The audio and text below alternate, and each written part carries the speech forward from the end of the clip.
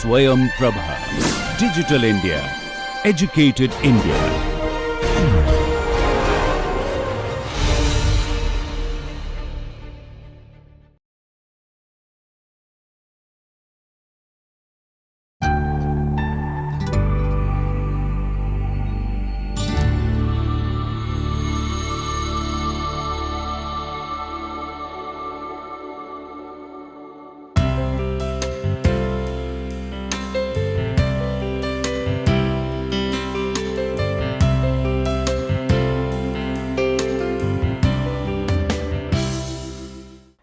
Good morning and welcome back to the lecture series on Partition of India in print, media and cinema. We are discussing accounts of the survivor, and we are actually talking about Cracking India by Bapse Sidhwa. In continuation to our discussion from the previous lectures, we are going to talk further about the women in Cracking India and Lenny growing up in the presence of, in the vicinity of women and subalterns. The people surrounding the child actually enable in the shaping of the of her psyche. So, the people in the vicinity of Lenny actually shapes her child's psyche, and I have already explained. So, this story can be seen as being narrated at the heart of a cataclysmic event such as partition, and it's also a story of passage, the story of a child maturing and learning about the adult ways of the world, acquiring the adult lens to see the world, learning about religion, about gods and violence, about sexuality. So, it is a story where we see Lenny, the protagonist and the narrator, as someone privileged, to an extent spoiled, someone that is initially naive and yet acquires new knowledge about human possibilities, about human character, about the complexity of human character, and so she is caught up in the history and gains new insight about the larger world, how the world is full of deception, injustice, hypocrisy, cruelty, and how religion becomes a topic of conflict and turns one person against the other, even turns a long-standing friend against the other.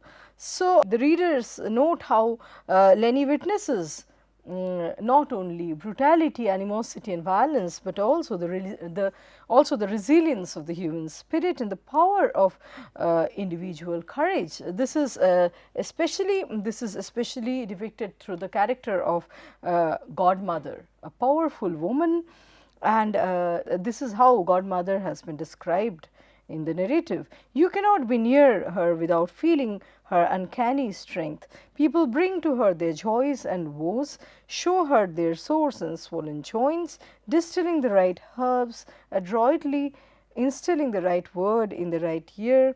She secures wishes, smooths relationships, cures illnesses, battles wrongs, solaces grief and prevents mistakes. So, she is a figure of power, of courage, of positivity amid the chaos and the general dismal conditions. So, she serves, Godmother serves as the figure of the feminine ideal, and she actually handles, she faces wrongdoing, any kind of social misdemeanor head on. So, she can directly, squarely face mistakes, crimes and correct the matters. She is a figure of positivity, and so through the figure of Godmother, it actually dawns in Lenny that women are, generally speaking, pacifist. They do not resort to violence, men do, and women become the receptacle of a violence engendered by men, or through a homosocial or violence that is engendered through male-male disputes, actually affects the woman the worst. So, the book Cracking India describes in different parts of the novel, we see instances of female unity where women are trying to protect each other and they are trying to balk the commotions that are caused by men. So, Sidhwa is successful in building a very strong image of the women that stand together in protecting the children, especially from the strangers or from any kind of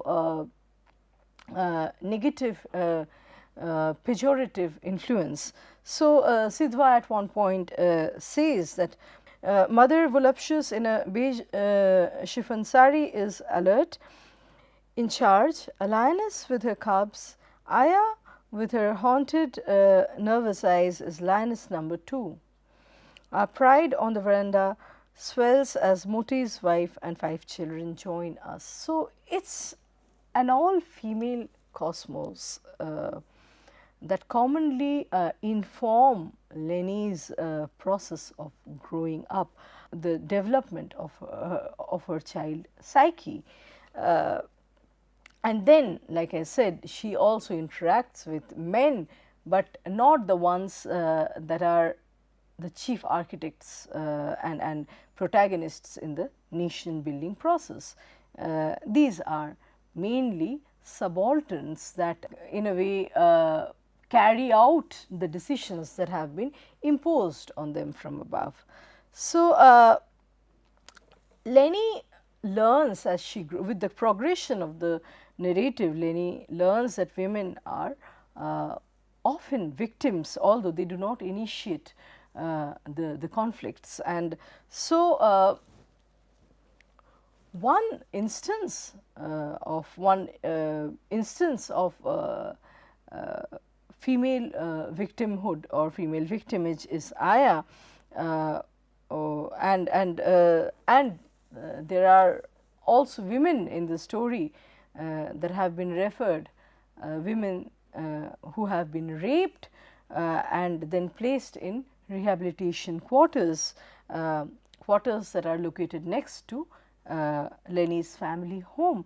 So, the ensconced position, the elite position from where the story begins, in a way crumbles, it falls apart. Although Leni belonging to the Parsi community is not directly affected, since the Parsis as a minority never participated or revealed their position in favor or against any communal group, yet we see that Leni's secure position, the development of her psyche, the way a normal and elite upbringing happens.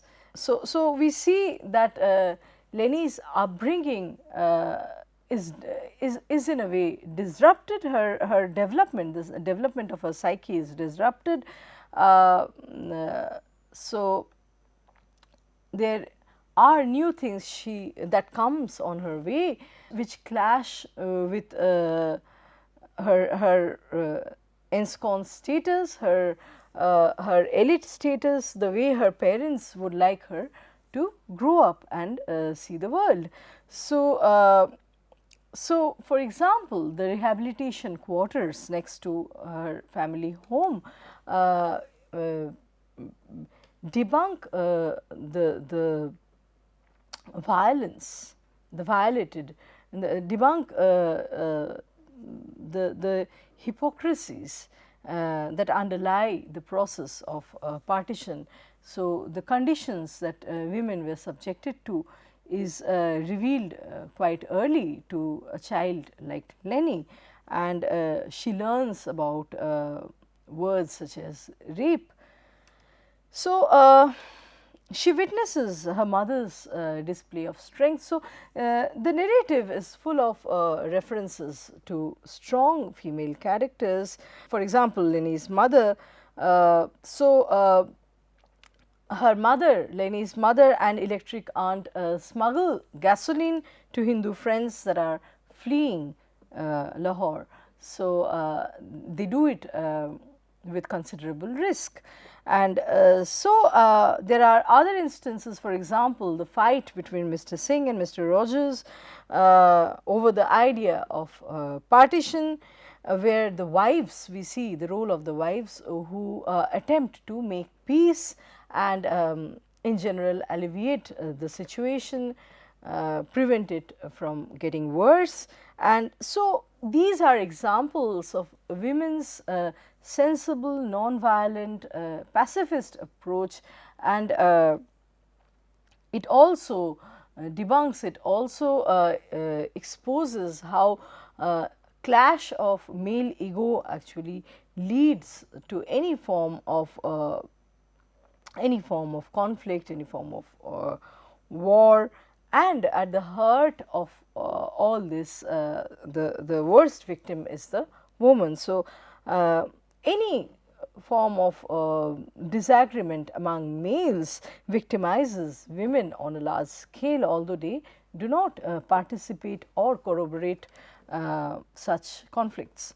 So, on a daily life, in the everyday life, in the mundane course of events, even Aya among the lower class people has, Aya asserts her pacifist position. She takes little interest in religious violence. So, there is a point where there are discussions where other men, so her male friends discuss about the political ongoings, the larger political happenings, to which Aya responds by just threatening to leave. So, she stands up and she says that if you talk of if this is the only thing you have to talk about, the Hindu-Muslim business, then I will stop coming to the park altogether. So, she strictly says that she is not interested in such discussions and she would never participate in such heated arguments, in such altercations. And yet, the irony in the novel, or the irony in the real facts of partition, as we know, the irony lies in the fact that it is women like her who had the least to do with partition that get most badly affected. So, the unfathomable magnitude of the partition is further complicated by the narrative fracture, where we get two different first person voices. One voice that is located within the narrative frame, coming from the juvenile narrator Leni, who is a child at the time when the when the actions are taking place, when she experiences the different events. And then there is another narrator who is commenting on the past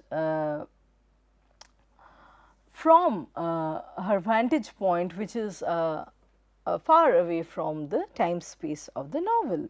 So, Leni that has grown up, and yet it is very difficult because the two voices in a way merge and overlap. So, the two eyes that we get are, at times it is very difficult to distinguish them, and this is more so because the immediacy of the partition does not go away with the passing of years. The magnitude of pain, sufferance and trauma lives on even after the events have occurred, and they come back to haunt. So, it is difficult to say whether the eye is from the position of memory. if it is speaking spontaneously from within the events as they happen live. So, for example, the I that announces that that night I have the first nightmare that connects me to the pain of others might not be the first 5-year-old Lenny. It is a statement made in retrospection. This happens when Lenny dreams of the Nazi soldier before the partition happens. So, I is an older Lenny. In this case, I is an older Lenny, someone that survives the partition and speaks about her nightmare from the position of memory. So, Shirley Chu would say that by situating Lenny's narrative in the present, Sidhwa imposes limits upon her perspective. However, this is only one aspect of a complicated strategy, and it is also the occasional backstepping into the past tense, which renders time an unstable factor in the novel and blurs the line separating the immediacy of experience from the vividness of a memory in which events are branded over an inordinate length of time. So, even after 40 years have passed, it seems that Lenny continues to live the traumatic memories, the memories of hellish fires, of mobs and of a childhood, a chunk of which is lost. So, it is very difficult to pinpoint and locate the and distinguish thereby the past from the present. So, and the time, the treatment of time in the treatment of time in the novel is very complicated. It moves back and forth between the two eyes. Now, Jennifer Yusin and Deepika Bari would say that distinguished from each other by time, the two first person voices are, however, not two different people. They are rather the same Lenny, the one and the same Lenny. So, on the one hand, we have the younger Lenny, the child Lenny, within the time frame of the novel. That is someone, the character that is witnessing the events as they unfold, as they unravel, and who is there, therefore walking through the novel. I mean, it's a person that is experiencing the happenings in accordance with the historical chronology of the partition. And then there is the older Lenny who survives, who is a partition survivor, who is a citizen of Pakistan and who has returned to the events of younger Lenny. And so, she is outside the story frame and she is commenting on what younger Lenny has witnessed, experienced and learned. So, the I that narrates the nightmares can be read either as the younger Lenny or the older Lenny, and also a simultaneous presence of the two. So, here it is like I said, it is very difficult to distinguish one I from the other. The story is churning out through an interlacing, through an interweaving of the adult and the juvenile psyche.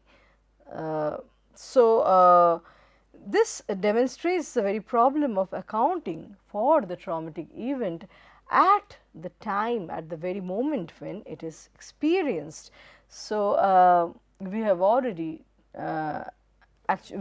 discussed trauma and PTSD and how it is very difficult to claim that one has come out of trauma once and for all. How the feeling of trauma, the aftermath of trauma lives on, and there are situations, like critics have said, where the person experiences or remembers nothing at the time when the event is taking place, but the repercussions happen afterwards. They keep coming back in a cyclic fashion to the trauma survivor. So, there is hardly a question of coming out of trauma. One could very well argue that the juvenile Lenny is as much talking from the hurt, from the pit of trauma, as is the adult Lenny, who is commenting, who is further commenting on the juvenile individual's perspective. So, the most poignant aspect of Lenny's nightmares is that they intertwine history and the individual in a way that allows the reader to examine partition as a historical trauma. So, we have already discussed how the trauma of the individual interacts with the larger trauma that is happening all over India, and so the two traumas actually speak to each other and in a way escalate and amplify the effect of each other.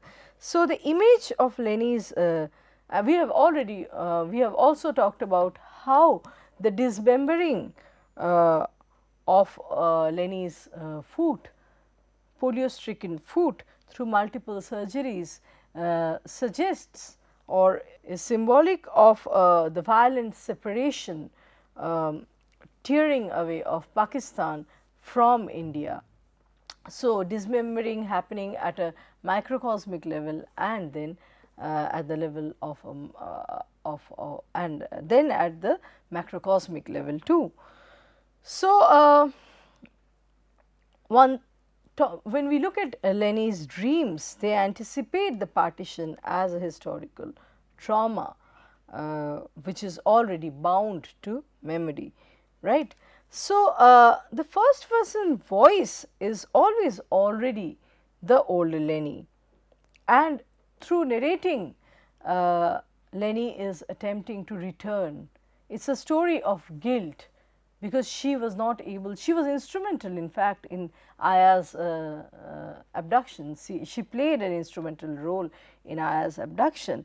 So, the story, the first person voice is always already the older Lenny, and through narrating the story, she is attempting to return to the core of the event, to the heart of the mishap, of the cataclysm, to the heart of the mishap and the cataclysm, and it's also a way of looking back and thereby re-articulating and attempting to integrate the experience, an otherwise fragmented experience, trying to make sense of what happened back then when she was a child. So, so it is a story of one could read it as confessional in a way. There are so many ways. It is a social history, it is a counter history, it is the story of a child seen through the child's lens, and then it is also confessional. It is a way of purging one's guilt, of not it is a way of making up for Lenny's inability, the child Lenny's inability to save a long-standing friend, her Aya. So, these are so many different ways of reading the novel. What propels the narrative? What is the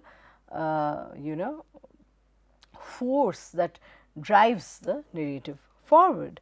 So, through these disturbing depictions of violence, whose images haunt the readers even beyond the narrative. The images, they stay with the reader, and through these depictions, the novel interconnects Lenny's personal individual trauma with the partition as a historical trauma, collective trauma for all the Indians, for the entire subcontinent, because this is also a story at the personal level, a story of losing one's trust, losing a friend, growing up, learning the ways of the grown up, of the adults in a hard way, in a harsh way. So, learning the harsh ways of the world, and so testimony to the partition as a historical trauma is only possible through this interconnection, through connecting Leni's personal loss, Leni's inner psychic journey with the larger schema of partition. So, we see in a scene that Leni and her younger brother, her cousin, actually ripping a doll, and they succeed in ripping apart the legs and in splitting the doll's body. Later, Leni starts crying over the torn body of the rag doll. So, this doll, Leni's fury turns this doll into a collective image that represents the violence that the child has internalized, violence of her nightmares, and the violence that she witnesses outside everywhere, rampant killing, violence of the mobs, the riots, and something that have seeped into and shape her fantasies. So, now this is a child fantasy, ripping off a doll, and it has gone on to become so violent. It is emulating what is happening in the larger world. So, Leni does not simply act out her violent fantasy, but the scene is a collective repetition of her multiple traumas. It is a way of taking out what she is imbibing from her immediate society, from her immediate surrounding. She takes it out on the doll through ripping it apart. So, the doll, through this representation of the doll, we see that Leni's individual trauma through successive operations of her polio-stricken foot collapses with the trauma of the partition. So, Leni splitting the doll is actually her attempt to grasp the violence of the surgery as well as the violence of partition, the surgery that was made on the nation which separated Pakistan from India.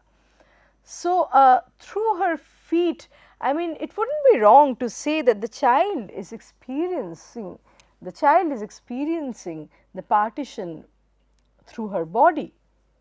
It is a very it is a female child, especially able child, that grasps the violent meanings inscribed in partition, in the ongoings of partition through her body. She realizes the process through what is happening to her. So, Leni belongs to the image of the naked child as she is metamorphosed from the crucified children.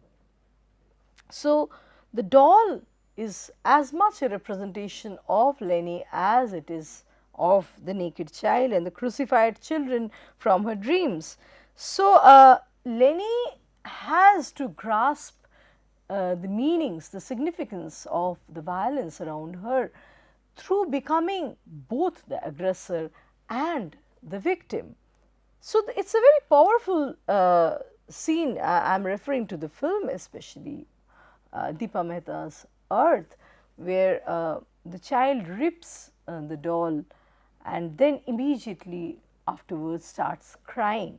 So, we see the dual role that the child plays, that of the aggressor and immediately afterwards of the victim.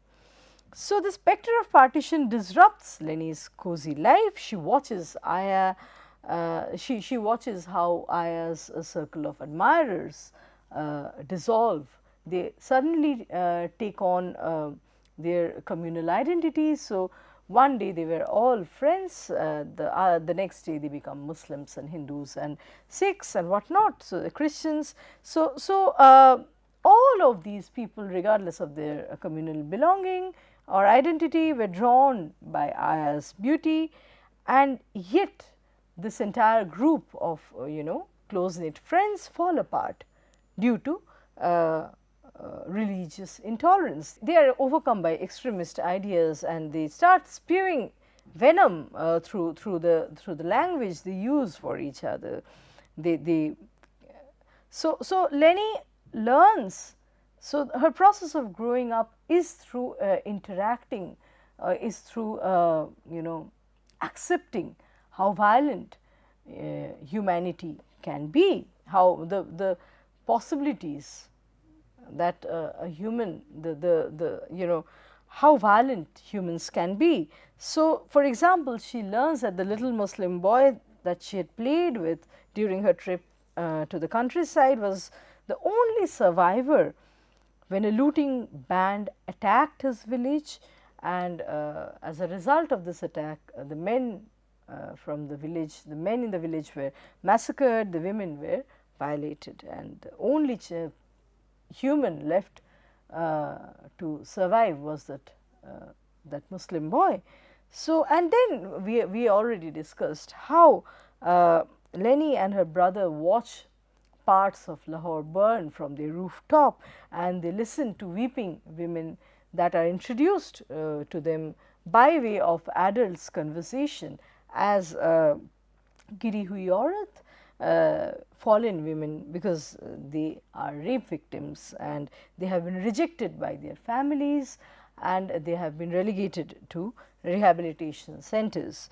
So and in the end, she acquires her guilt-stricken self, something that she can never get over with when she witnesses the kidnapping of Aya by a gang led by the ice candy man, who also happened to be her very dear friend. So, she loses friends, she loses trust, she learns the ways of the world, new revelations that are not pleasant obviously. And so, this story also tells us how during a cataclysm, during social a socio-political situation that partition gave rise to, how a child is introduced to the question of sexuality, sex, sexuality, man-woman relationship. It's not very normal.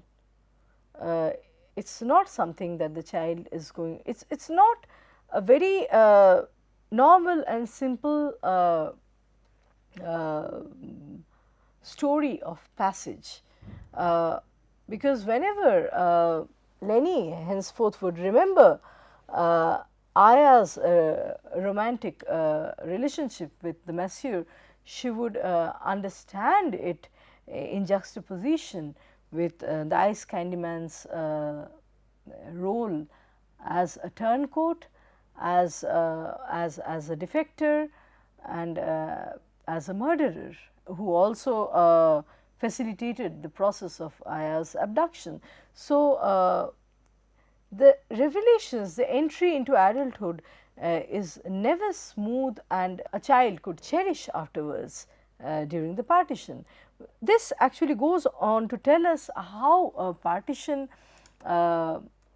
damaged a generation of a generation's childhood dreams, hopes, and the general innocence of childhood. With this, I am going to close our discussion on cracking India, and I will meet you again with another topic and another lecture. Thank you.